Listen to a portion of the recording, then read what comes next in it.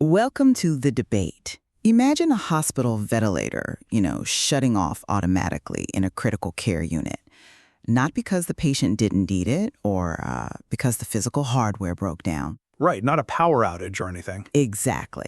But because the software coordinating the care couldn't mathematically prove the attending doctor's digital identity token to a 95.1% certainty. Which is terrifying, but it's exactly the kind of high-stakes automated environment we're dealing with. Right. Today, we are examining a system designed for exactly this. It's called the Consequence Continuity Architecture, often referred to in our source material as NWAF. And we're focusing specifically on its boldest and, arguably most controversial feature. The 4.9% collapse threshold model. Yes. I'll be arguing that structural invariants, and specifically this 4.9% threshold, are absolutely essential for defensible execution. Without them, any claim to systemic safety is just, an illusion. And I will argue that these exact same strict thresholds create real-world consequence continuity challenges that actually risk systematic collapse. My position is that the framework's extreme rigidity prioritizes the theoretical proof of an action over the actual vital execution of that action. So before we get into the crux of our disagreement, let's make sure everyone understands the mechanics here. I want to unpack this foundational premise of truth preservation as a runtime property. Yeah, which is a major shift from how things usually work. It is. Historically, if we look at complex organizations, they treat legitimacy as a retroactive policy. They hope the systems do the right thing, they log the data, and, if something goes wrong, they audit it later. NWF flips that completely. Right. It demands what the material calls an admissibility life cycle. Precisely. It dictates that an execution is only legitimate if 4 specific conditions are met simultaneously at the exact millisecond of action. Identity is invariant, authority is continuous, duty is governed, and evidence is admissible. And I think it's crucial to understand how that is measured because that leads directly to this 4.9% number. When we talk about identity drift, we aren't talking about, a doctor forgetting their password. No, not at all. In a network system like a modern digital hospital, a single request might hop through a dozen microservices before reaching an infusion pop. Sure, it's highly complex. Every time that request moves, the system checks the digital token. But networks have latency, packets drop, biometric sessions degrade. So the system uses identity drift modeling to calculate a degradation percentage. Right. And this framework sets what it calls corridor-grade assumptions, which are essentially acceptable operational boundaries.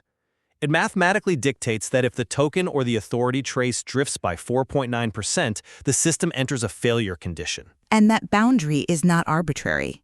It is a vital, mathematically precise line where governed decisions begin producing inadmissible outcomes. I see why you think that prioritizing proof over execution is dangerous, but let me give you a different perspective. Go ahead. Think of these invariants like load-bearing walls in a hospital. They aren't policy statements you can negotiate with. They are environmental conditions. Truth structurally collapses without them. I'm sorry, but I just don't buy that. Why not? Let me tell you why. Let's look at the technical feasibility of maintaining that pristine, highly predictable environment in the chaotic reality of clinical healthcare. It is practically zero. Well, the environment has to be strictly governed. You are talking about preventing authority from traveling, as if a hospital is a static, easily mappable database. Let's map this to a busy emergency department. Okay. A trauma patient comes in. An attending physician authenticates and initiates an automated, dynamic fluid resuscitation protocol. Right, the system binds their identity to the action. Yes. But suddenly the physician has to immediately respond to another coding patient across the room. Authority must travel. Duty must dynamically reassign to, say, an advanced practice nurse in a matter of seconds. But that handoff can still be governed. Yes. But in the seconds it takes to govern that handoff mathematically, the system detects an anomaly. The original authorized token moved out of proximity, the continuous authentication drops, the identity drift hits 5%. And it halts, as it should. It strictly enforces this proof preservation architecture and halts the fluid resuscitation. It stops life-saving care because an environmental invariant was broken. But if it can't prove, The concept of truth preservation breaks down because dynamic reassignment of duty is often a critical necessity, not a systemic flaw.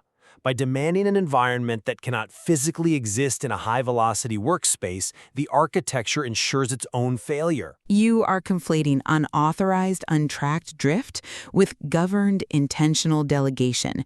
The architecture does not dictate that a doctor can never hand off a patient. It just makes it practically impossible in real time. No, it says that when duty is reassigned, it must remain mathematically verifiable. The authority must remain continuous. If the system allows that nurse to take over the fluid protocol without a structurally verified binding step, the execution phase is now decoupled from the truth phase. But the mechanism of that verification is what causes the paralysis. That's an interesting point, though. I would frame it differently. How can a hospital defend an outcome if it can't structurally prove who commanded it?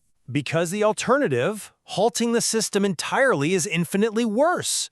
We're talking about the risk of systemic collapse. I wouldn't call a localized threshold failure a systemic collapse. It is if it cascades. We have to compare that localized threshold failure against the cascading risks of paralysis.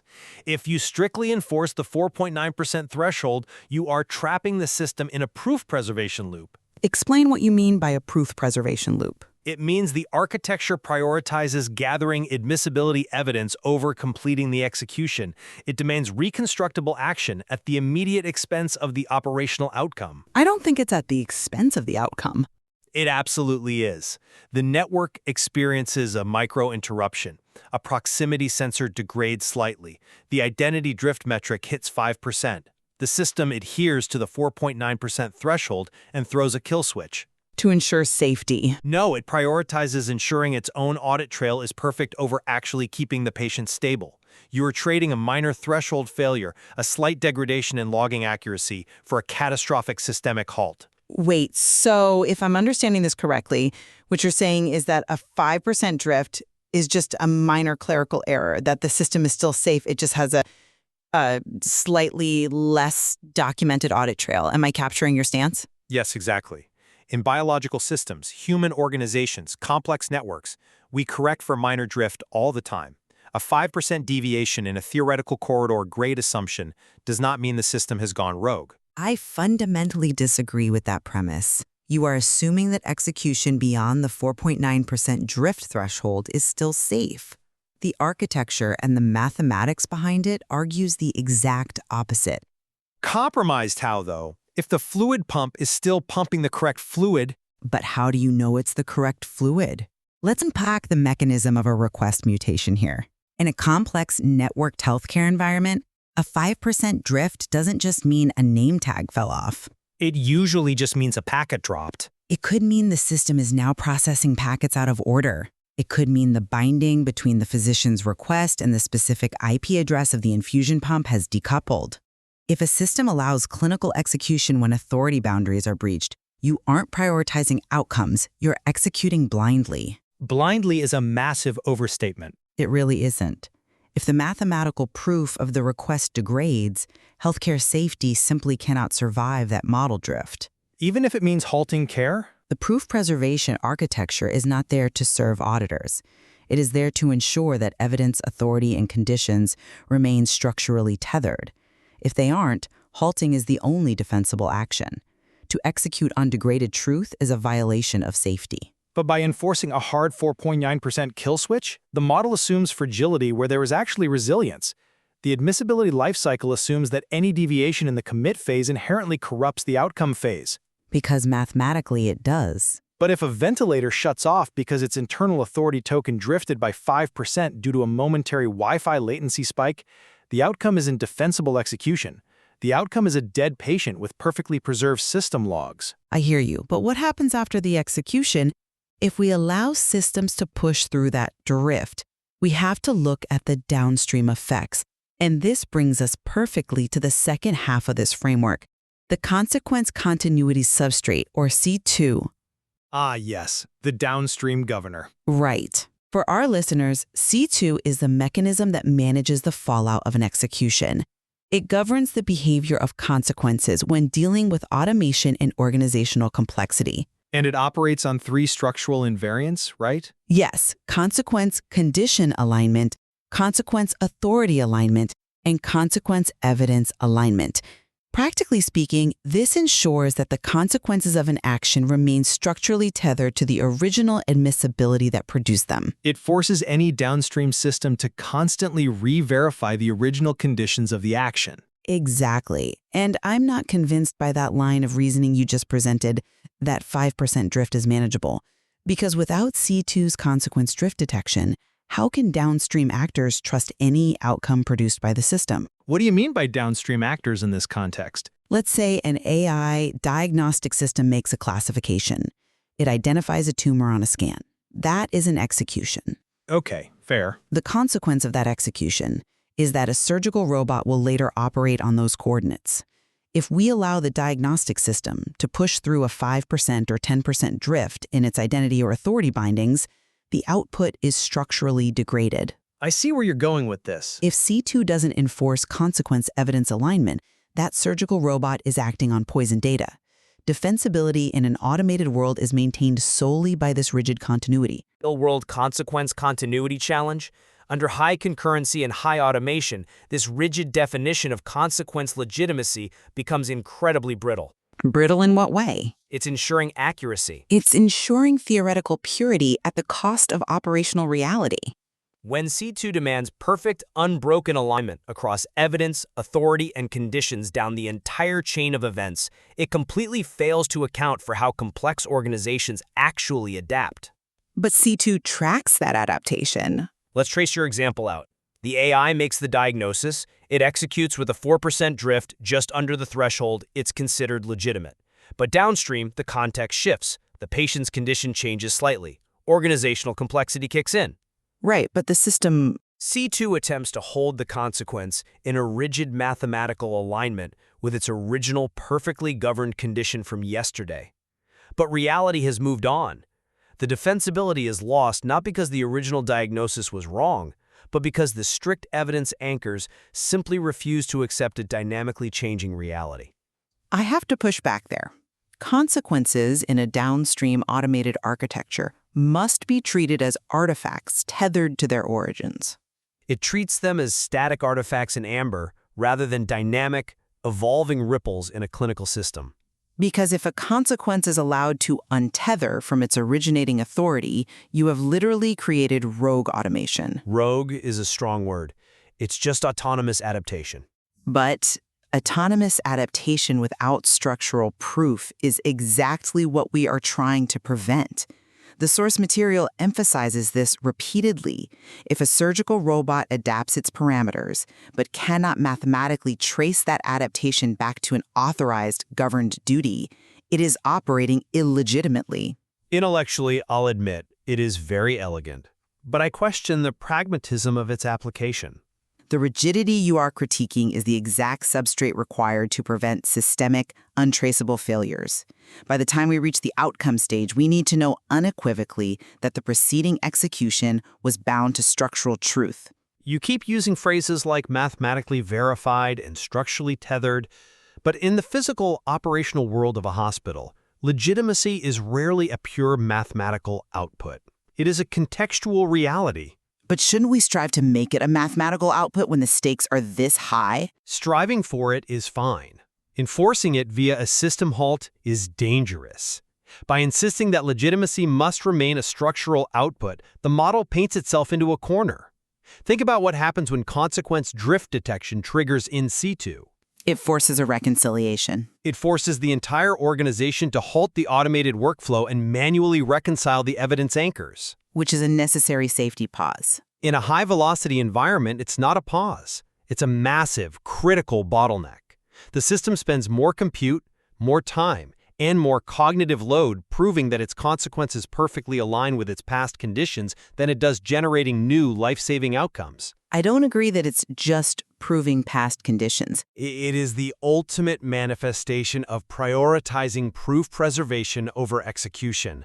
You end up with an architecture terrified of its own shadow, demanding so much mathematical certainty that it paralyzes the operational flow it was designed to protect. I don't see it as an architecture terrified of its shadow at all. I see it as a system that accurately calculates the devastating cost of a misstep. Even if it halts care? We are talking about environments where a misstep isn't just a glitch on a screen, it's an unauthorized drug dosage.